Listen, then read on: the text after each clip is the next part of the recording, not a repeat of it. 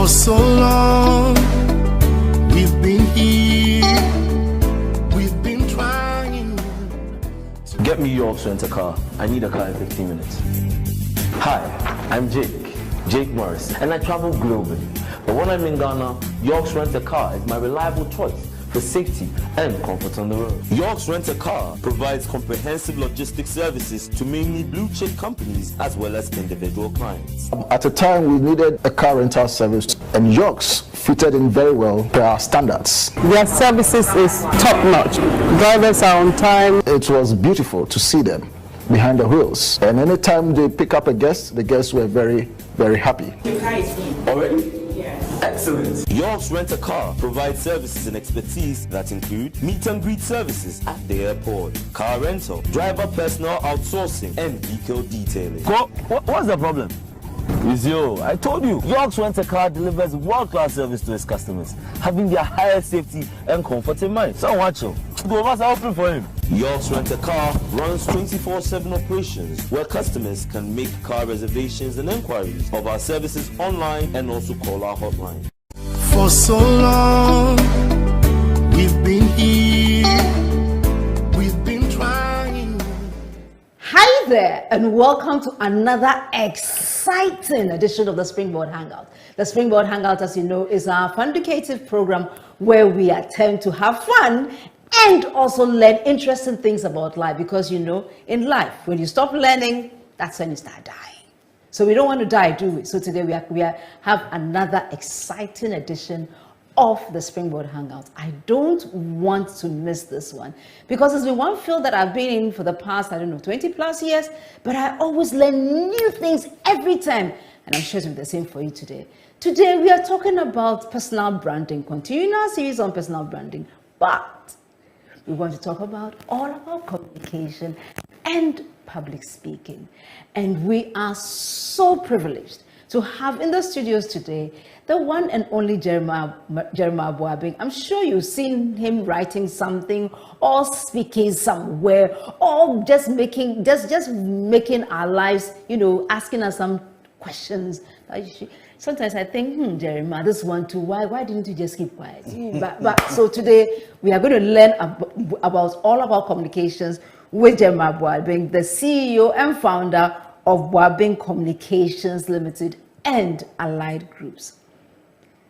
I always say that whenever I want to start something new, I need to ask myself, what am I playing with? What kind of ball are we looking at? So today we are going to learn about communication, and we're going to start from the basics, because sometimes we think that just talking is no. So we are going to start from the basics, and then we'll build on, and we'll finish with public speaking.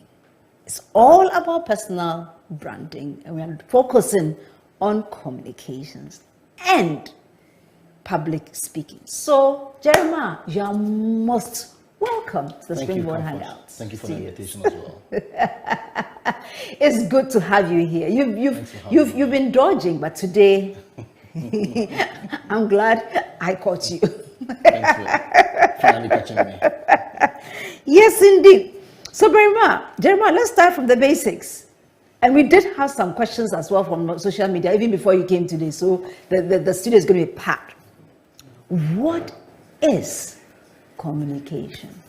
So, communication simply refers to the whole process of sending out a message, usually to a targeted audience. Mm-hmm. So it can be in a business setting where a business wants to achieve an objective.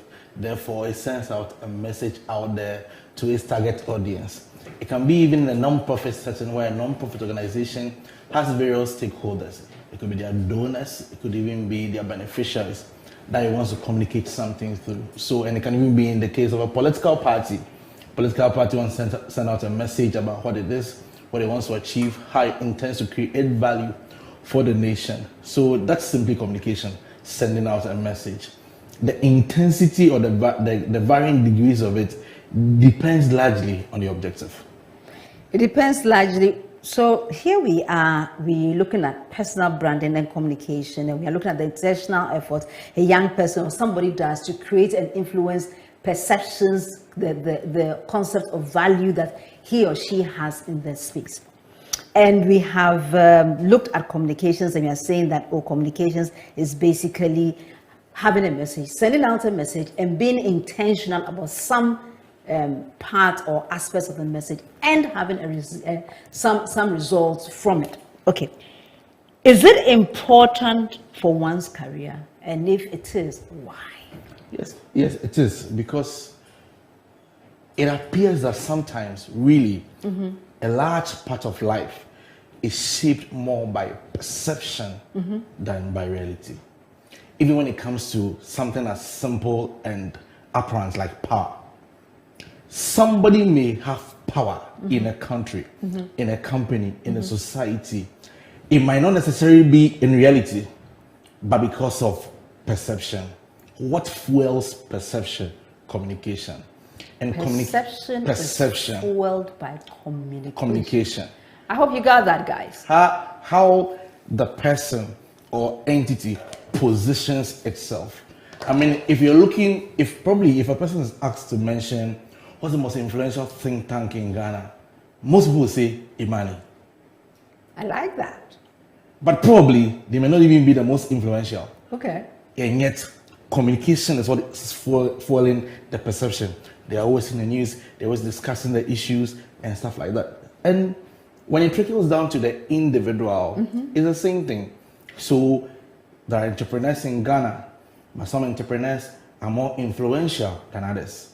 There are companies in Ghana, some companies are more influential than others. They may not even be the ones with the highest level of revenue. They may not even be the ones with the highest number of branches. They may not even be the ones with the highest number of stars. But because of communication, they have such an influence in their domain. So it's imperative that for anybody who wants to build a career, they become deliberate about communication. I was telling my staff recently that I've realized that CVs is for baby. It's for babies. A CV is for baby. Why? If a truly masterful person in a domain wants an opportunity, sending their CV is a matter of formality. Their name opens a door for them because of a certain way in which they've communicated the brand. But so communication is really becoming good at telling a story. Now, some people, by their lives, by their achievements, they have a great story, but nobody knows about them. They don't have any influence because while they have a great story, they are poor storytellers. So every professional, every brand must be deliberate about learning how to tell stories. Wow.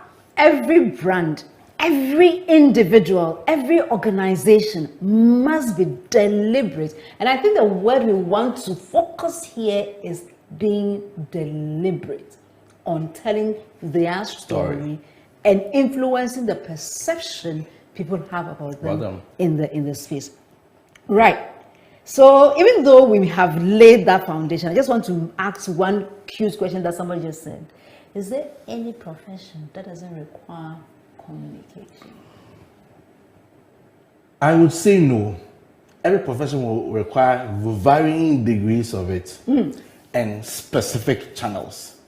But if you're a seamstress or a tailor, even if, you know, those people who prepare dead bodies for Bodamontre, even they have to do communications because, I mean, if nobody hears about what you're doing, how do you get recommended?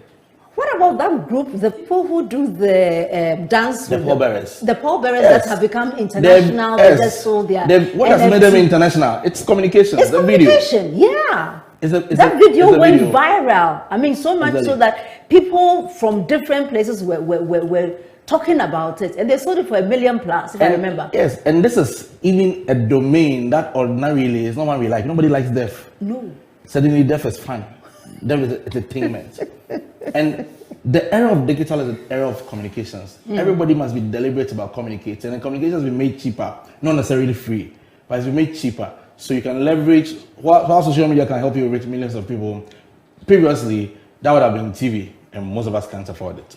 Right. So in this case, we have seen an instance of somebody who has been successful because of telling stories. Do you have any instance where somebody was very good in their field, but because they didn't communicate effectively, they may have either suffered a setback or they may have had some issues with their storytelling? Well, I wouldn't even want to mention names. Okay. But then, instance. there are certain businesses and they're not very active on social media. And then you ask them, why aren't you active on social media? And the response they give you is, because we don't get our money from there. We don't get our customers from there. But people say that because they lack an understanding of strategy. In strategy, a brand or a business must think of what to do to survive today and what to do to survive tomorrow. So today, you may be doing well, you have a fashion business, you don't have marketing, you don't have communications, but you're getting customers. What happens in a recession? What happens if business gets difficult? So Coca-Cola has a lot of brand value, has a lot of popularity. They sell billboards all over town because there's a reason. You want to ensure that whilst you're on top today, you can be on top tomorrow. Are there examples of brands that were on top yesterday that are not on top anymore today? So many. Definitely. Nokia. There are a lot of brands that were doing well. Kodak. Brands that were doing very well. So you can't afford to be complacent and assume that because I'm doing well today, I'll do well tomorrow. If you are doing well today, that's great. But you have to find a way of ensuring that tomorrow you will do well, the next day you will do well. So that's that. I like the way we have, established what communication is, how important it is for companies, individuals, people in a particular space to keep telling not just their story, but telling what they need their audiences to hear, to know, to understand about them. But having laid this first part of the foundation, this is like the sand that we poured in, we may need some cement. And that cement, I'm looking at we have verbal communication, we have non-verbal, different types of communication. Can you let us know what are the benefits of the different types of communication that we have, and which one a particular, let's say an individual, since we're talking a bit about personal branding, since we are focusing on personal branding, which ones does an individual need to have very good understanding as well as, command of? It depends on the domain a person is working in. In generality, there are mediums or models of communication that are seen to be more effective. Research has shown that on social media particularly, videos get more engagement than any form of communication. And then it will come to image, then it will come to text. So really, in generality, there are some modes that are seen as more effective than others. But then the kind of mode that will be effective for somebody depends on their domain. So for instance, if you are into fashion, you may succeed by writing some blog posts, some micro-blogging on social media on various fashion trends, various color combinations that's good for a person, what clothes to wear for which occasion, and all of those things. But you make more impact if you do image and video.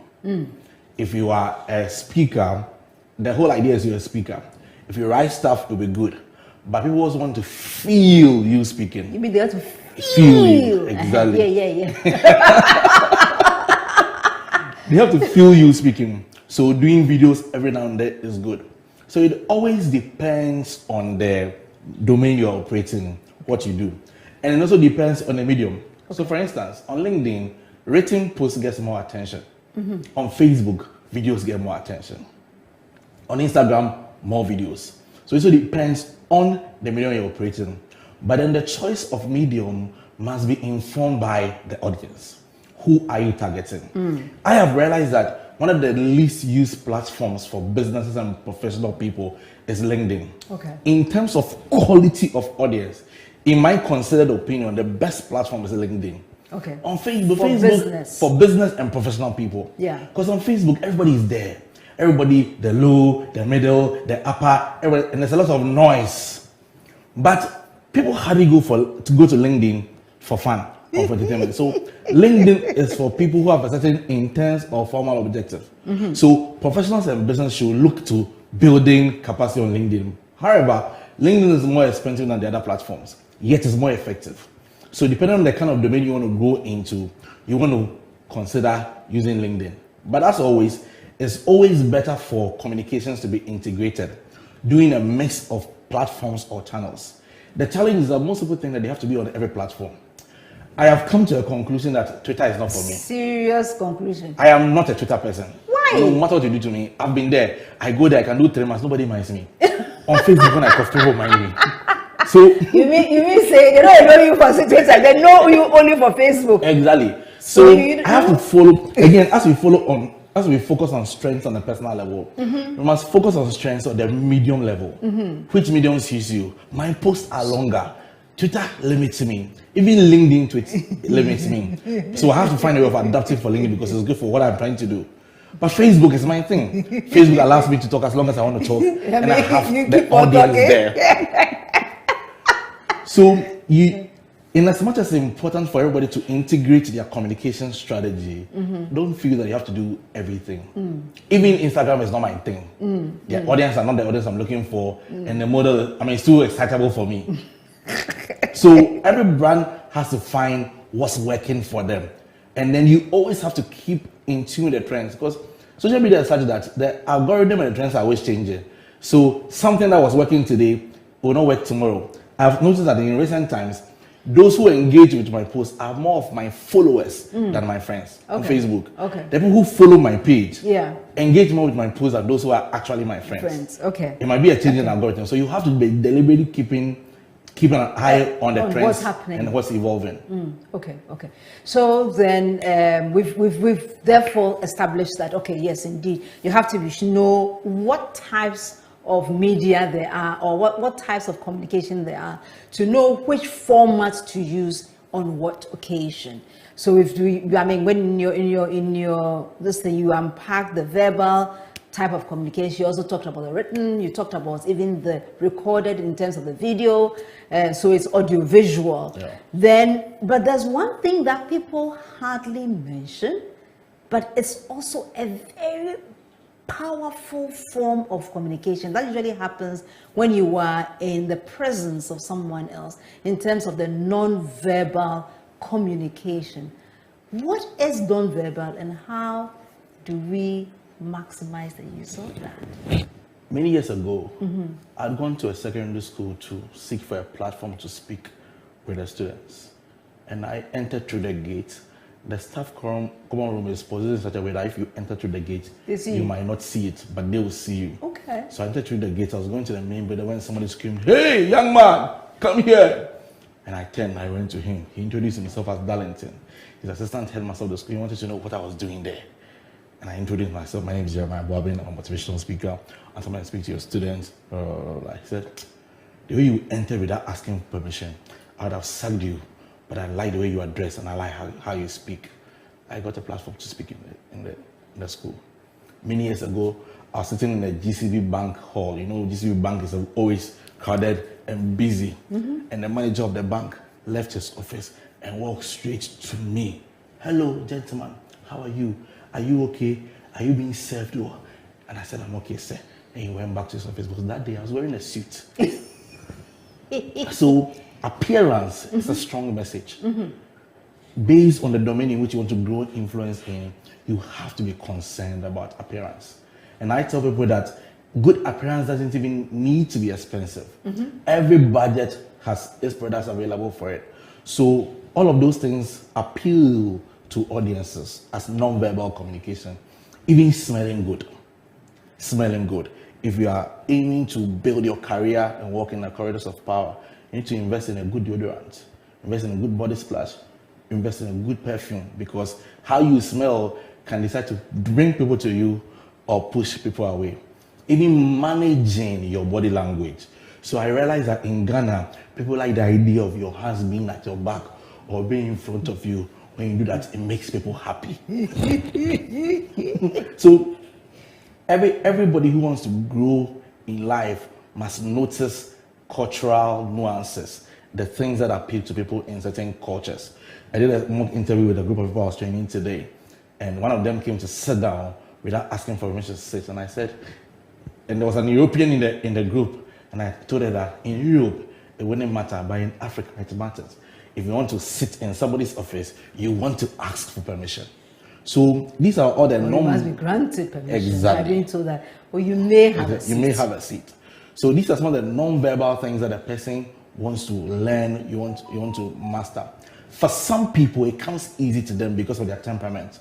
For other people, it's something that they have to really be themselves to learn, because you have a goal, you have an agenda, there's something that you're trying to achieve. When we're talking about the non-verbal communication, it reminds me so much of a time that we were on one of our road shows, and we had gone to one of these mining towns near Newmont, near Newmont. And Albert had been given the opportunity to speak to the people. So before Albert started the speech, the chief's right-hand person, it wasn't Ochiami, but somebody very close to the stool, came to Albert and said, Master, here we are all for you, we are going to listen to you. However, in this place, you don't speak with your left hand to the king. It's forbidden. So your mic must always be in your right hand, so that in your left hand, so that you can gesture with your right hand. If it comes to your right, everything that you say with your left hand free is of no consequence. They will not hear you. So in case whilst you are speaking, you are holding your mic, and of course, since the right is your dominant hand, the mic will travel into your right hand. I will signal you to move the mic from your right back to your left hand. Albert said, no problem, got it covered.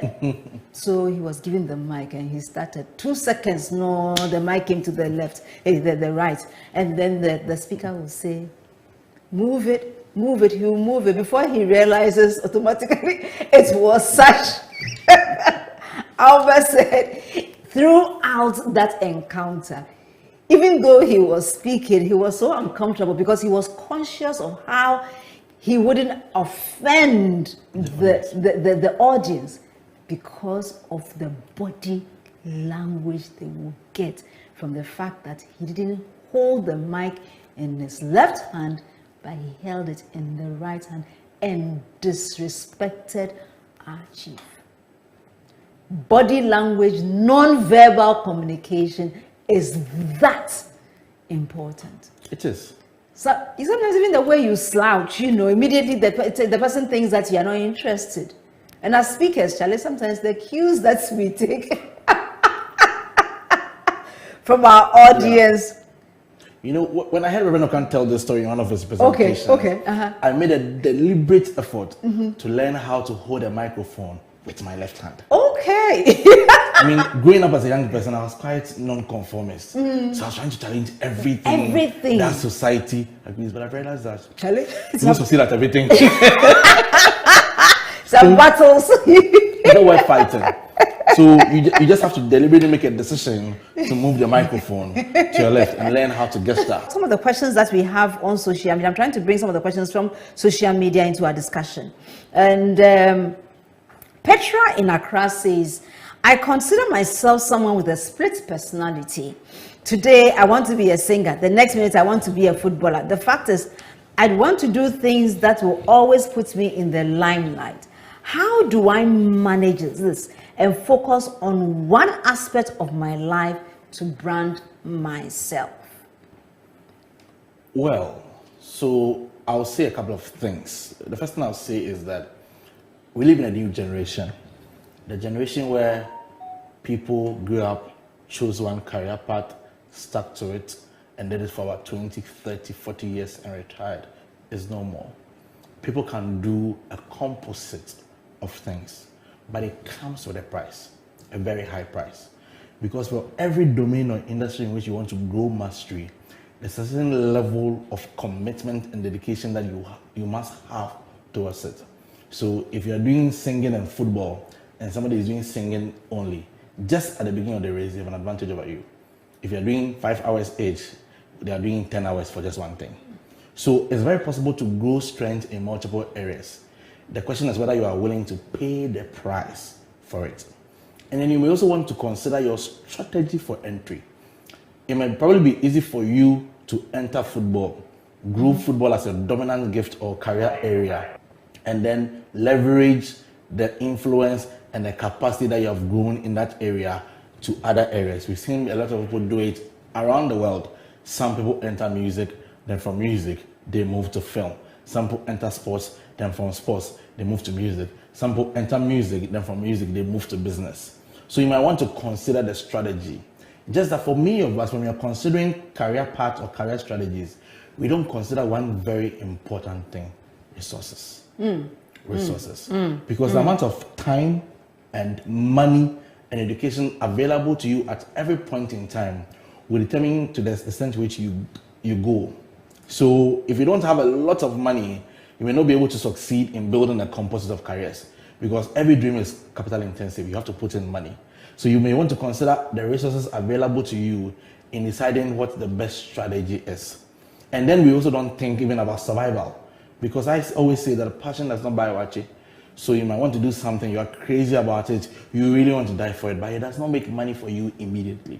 So you may want to think of doing something that makes you money whilst you take your time and grow that which you are really passionate about, so that you benefit from it in the long run. Take your time. Know which one will give you the money. Because But you may sometimes need to do something else to, kind of build the capital you need to pursue that which you are really passionate about. Yeah. Peter is asking a question about branding, and we know branding is all about uniqueness and value creation and perception.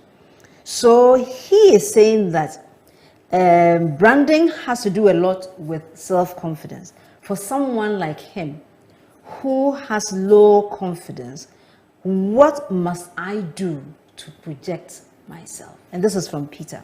Peter, I hope I represented you well. Yes, go on. There are a number of things that are not constant in life. Okay. One of those things is confidence. Confidence. Another is intelligence. There are things you can do. Confidence and intelligence. There are things you can do to grow your confidence and intelligence.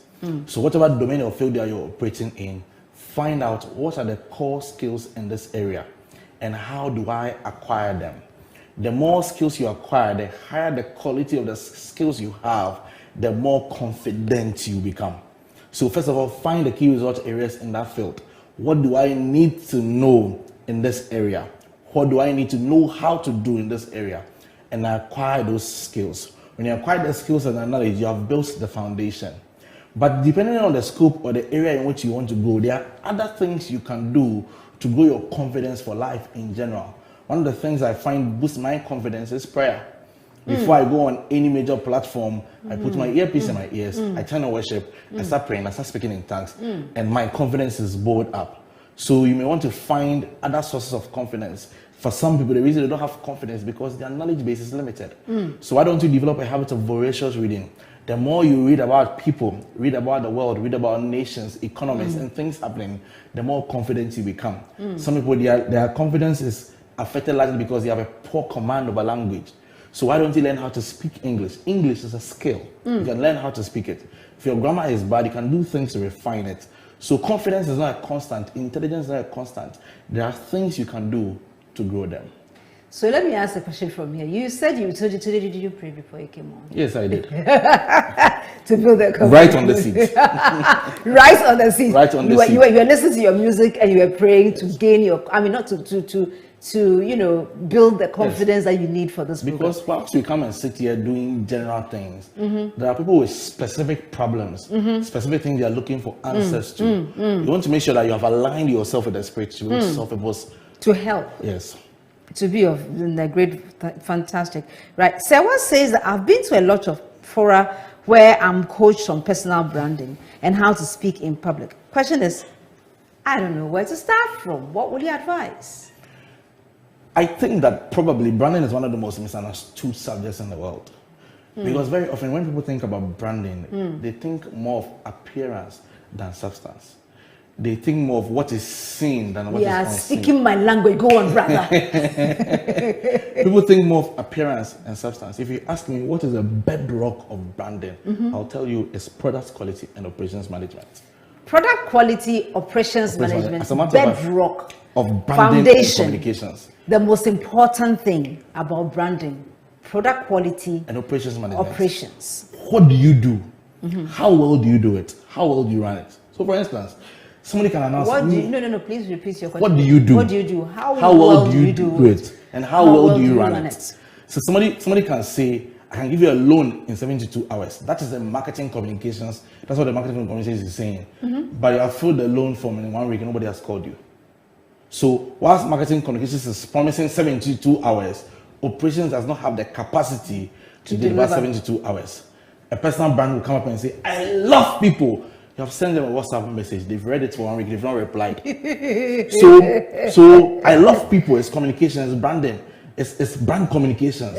But it is not backed by operations and product quality. And our generation, that's a mistake a lot of us have made. We've made a lot of noise. We fed appearance, but there's very little substance. So for all of us who want to grow brands, we must focus on building the substance, do the gutter work, be strong, be good. So that when people see the brand and they come, they say, this guy is solid. But if you invest more in making noise and calling yourself great names and big titles, and people experience you and they don't love what they do, your brand can't grow.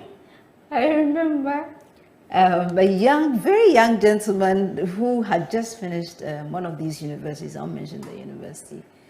And I mean, had finished the university that year. And I looked at his LinkedIn profile and he has written tax guru. And I incidentally, I knew the person. So I got in touch with him and I asked him, please, how long have you been working in taxes?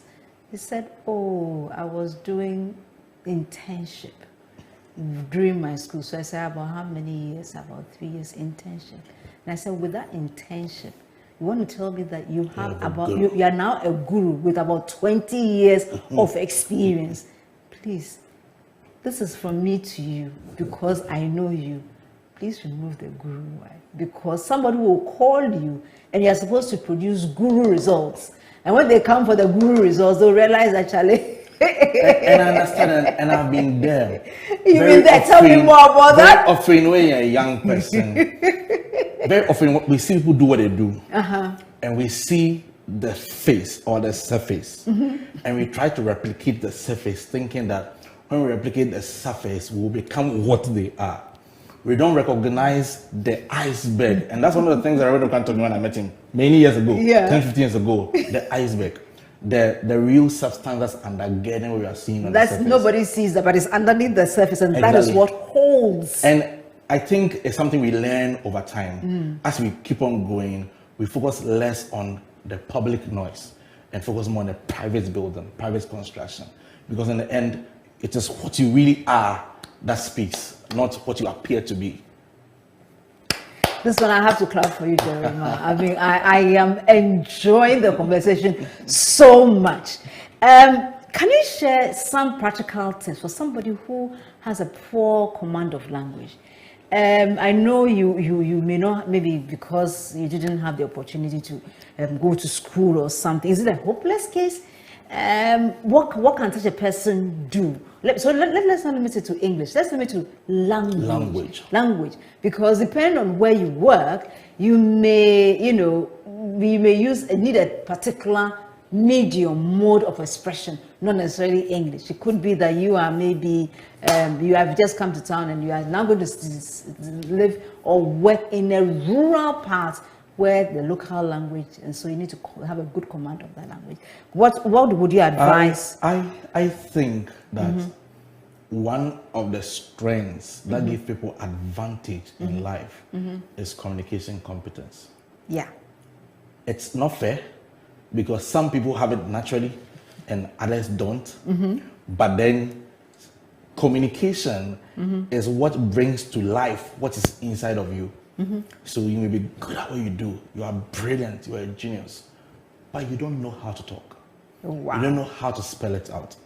But it is learnable. So in my own case, at some point in my journey growing up, I made a resolution that I wanted to be a good speaker. And I adopted crazy means to master speaking. So I'll be walking and I'll be rehearsing. I'll be practicing. Yeah, I tell people that. You were mad. I mean, yes, I think people thought that I was mad. Because, I mean, I am an obsessive person. If I say I want to do something, I get obsessed about it. So whilst I'm walking, I'm practicing. And I started having regular conversations like I'm speaking on the platform. I pronounce words exactly how I would pronounce them on the stage. I talk with the same energy exactly how I would do on stage.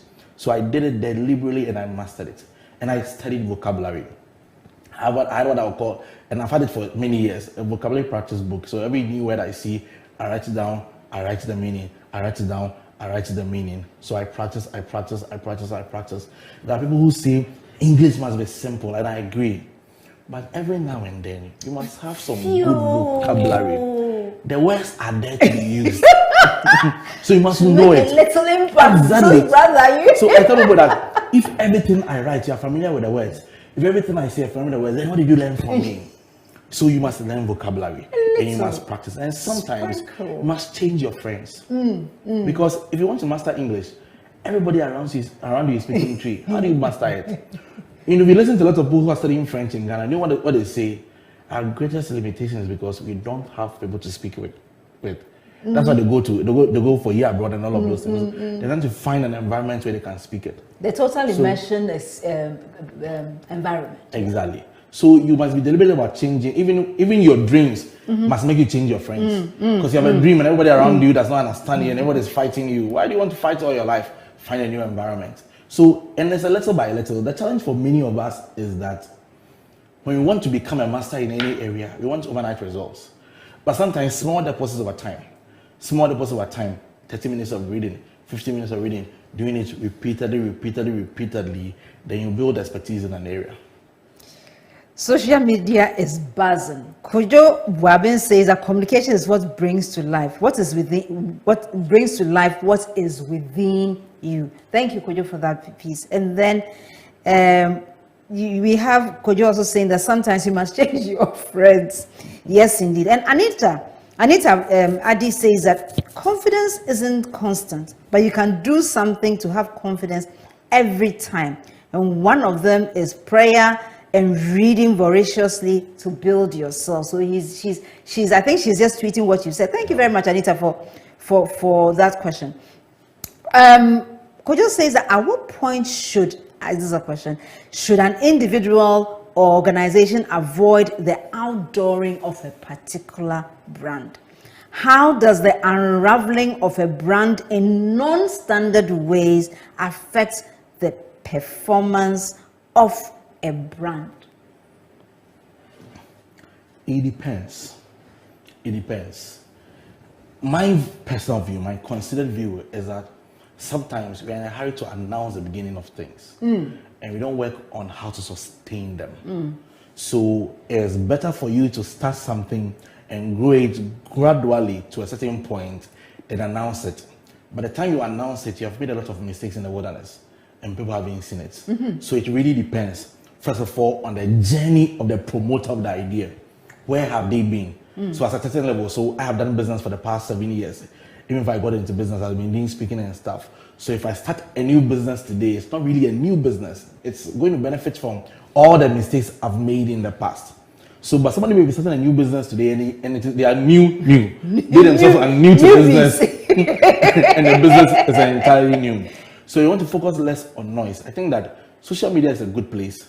But social media has encouraged us to be very noisy. And we're always screaming about new things you are doing, new stuff you want to try. When you haven't tried it. Whether it will work or not. I run a publishing firm and sometimes people come and they've designed a book cover for a book that they have not written. How? And they've posted it on Facebook. I beg you, don't let me choke. They've posted it on Facebook and they are collecting fans. They've not written a single page. What? We've become a generation that is looking for attention.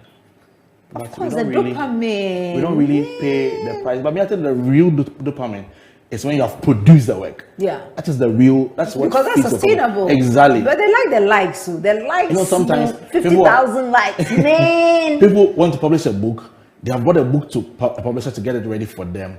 You want them to improve their work, but you know what? They've gone ahead to declare a launch on Facebook.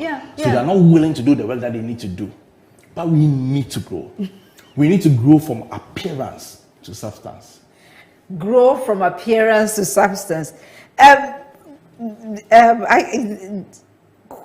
Kojo Boabin, today you are on in top shape. You are saying communication competence, and then you are saying that you are asking a question. What do you do? How well do you do? Okay, so you are putting in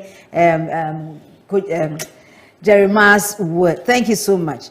And Alvin Quarter says that the environment is really key sometimes, and Amame is just agreeing with all of us who are so focused on this conversation.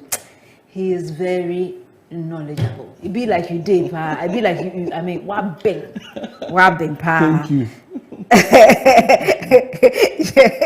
Right. So I have another question for you, Albert is asking, as a publisher, you worked on a number of autobiographies. How do these contribute to communicating your brand? And are there any extra benefits that publishing a book can bring to a person's personal brand? Well, so every work I put out there has my name on it. And that's even not just because my company bears my name, but every work I put out there carries my name. Somebody will ask the question, who did it for you? So we are deliberate in ensuring that we do good work. It's very important. We need to push ourselves to ensure that we do good work. And I mean, if you ask me, of all the things that brings us business, the strongest is word of mouth. Somebody recommending us to another person. I mean, sometimes even a salesperson will easily close a deal just because a customer recommended you to them. But if you went straight to that cold call, you would have struggled and even not gotten the yes. Maybe there would have been some people who don't even have looked at you. Exactly. So word of mouth works. So we are deliberate in ensuring that we do good work. One of our resolutions is that we should not let it be said of us that somebody paid us money and we didn't do their work. I mean, we should kill ourselves for clients. It's deliberate. Of course, as a business, we make mistakes every now and then. Sometimes there's misunderstanding between client expectations and what we promise them and all of that. But as much as possible, we want to ensure that we do good work. And where you are not, for some reason, with that particular, then you attempt to recover the client. Exactly. Right. Fantastic. And then you wanted to ask how an autobiography helps build your brand. One of the strategies for becoming an authority in an area is content. So putting out a book about what you have built, your career, is a way to help you develop expertise. So when you write a book about what you have done, I think that we need to get more. One of the amazing things happening in this country, and it's happening slowly, and we are getting there. A lot of accomplished people getting published, writing their books, and it probably began from what you and Albert started doing some 20, 30 years ago. 30 years ago. Exactly. Encouraging people. Let me break you in. About 30 years ago, we got an idea that let's go to people and encourage them to write their biographies. But even then, that time when we thinking of printing it for them, we just said that we don't, let it not be said that when you die, there's nothing about you. Sometimes people write things that they don't know exactly what happened. So you tell your I will come to you. I was doing the legwork at that time. Well, I'll come to you, try and get you to tell me your story, and then I'll go and write your biography for you. And then we'll print maybe 4 copies or 5 copies and come and give it to you. That was about 30 years ago. Today you have to start to pay us. No. Let's do this right here. You have to start paying us. And as we are laughing about this, people have no idea. Many of the things happening in this country today in the area of biographies because of the work that people like you started doing 30 years ago. And people have no idea what a groundbreaking feat that is. Because when I was growing up, as a young, ambitious man in my 15, 14 thereabout, I was hungry for knowledge about successful people, about entrepreneurs, and I'll go to the internet cafe and read about Bill Gates, J. Paul Getty, William Randolph Hearst, and I read about them. I'll print Wikipedia pages because I couldn't find content on Ghanaian heroes. But now it's building. It's so exciting. And this is just the beginning. It's going to even get better. Yeah. Charlie, you do all. There's one thing that I want to find out from you. Pidgin English. Does it affect I'm laughing spoken because communication? I'm laughing because I had this conversation with somebody about a week or two ago, and I was telling him that when I was in secondary school, I was told that when you speak Pidgin, it messes up your English language. It inspired me to speak more Pidgin, just to make the statement that but I mean, that's just on the lighter side. And the reality of the matter is that if you are somebody who has you have weakness in English language, you want to speak it as often as possible. Make the mistake and speak it well. If you are struggling with mastering the rudiments of grammar, don't go and speak Pidgin. Practice the English. Practice and practice and practice and practice. I mean, the fact that I could speak Pidgin and speak good English doesn't mean that everybody can do that, because for me, language is a natural strength. But for some people, their strength may be in other areas. Language is their struggle. It is their wilderness. So you don't want to spend your energy and time speaking Pidgin when the language that you really want to master is there. Okay, so then what about WhatsApp? You can be just you instead of that movement. I have been caught in. Even me, I'm still an old man. It affects me so badly. Tell me good morning. Don't tell me Jam. I'm not a general man. Are you a general manager? And I think that people haven't. I mean, there's language that is acceptable within a certain space. You are talking with your peer. But if you approach a senior person that you are seeking to build a relationship with, you are seeking to build mentorship with, and you are starting with HWU. How are you? GM. Good morning. TJ. Thank God. I mean, how many minutes? And the funny thing is that some of these so-called short forms are even longer than the original words. So it's just like Pidgin. I mean, I won't just walk in here and start speaking Pidgin with you. We are not on those terms. I can speak Pidgin with my peers. It's the same for the short forms. So you should know who you are talking with and know what language to use.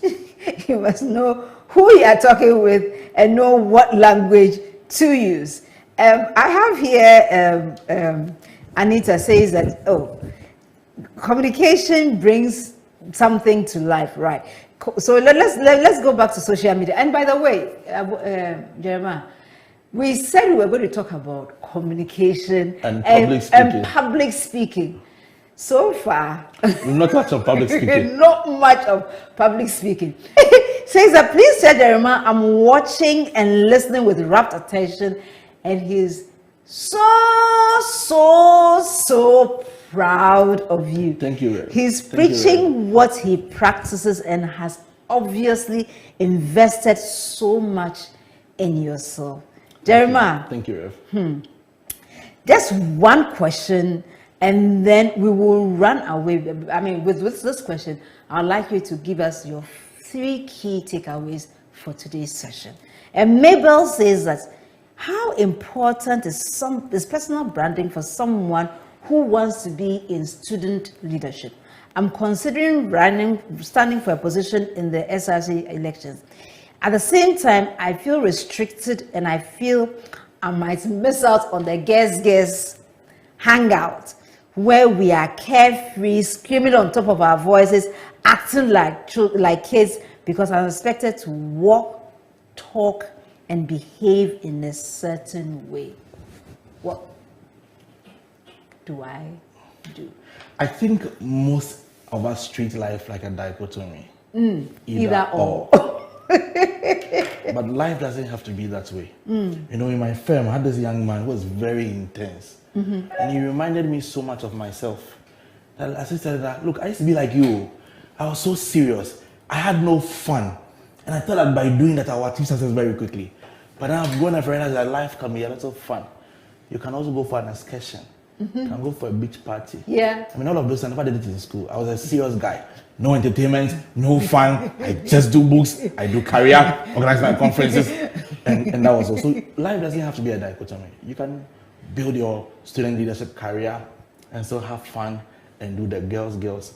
But you always have to know the priority. I think one of the greatest challenges for many of us young people is that we don't recognize the fact that we work first, then we have fun. For many young people, like, the fun is the mainstay. But fun is a reward for hard work. So after you have worked hard, built something, achieved a milestone, then you go and have fun to celebrate that milestone. But not that every day, yen konkwa. No, yen konkwa. So what are your three key takeaways for us this evening? I think that for everybody trying to build a brand, whether you're a person trying to build a personal brand, or you're a business trying to build a brand or a non-profit, focus first on the bedrock. Build the systems, build the operations. Be good at what you do before you start screaming about it. Practice, make the mistakes, pay attention to the operations, and make sure that at every point in time, as much as possible, the operations is bigger than the communications. Because sometimes the communications blows up the operations, and then when operations is hit by pressure, then it's found wanting. So for a lot of us, for all of us young people, let's deal a little with the passion and the exuberance, and deal more with hard work, discipline, becoming really good at what we do. That we can communicate that excellence to the world. Jeremiah, it's been such a privilege having you here on the Springboard Hangouts. Thank you so much for being with us. I'm sure you've learned, heard so much, and I know you never look at communication the same way after tonight's program. And if you want more, there's only one place to come back in. So I'll be expecting you next week, Thursday. You know me. I know you. We love each other. We have fun. And yet we learn. You are the best. God bless you. God be with you. And until next week, enjoy a fantastic week. I love you. God bless. Good night.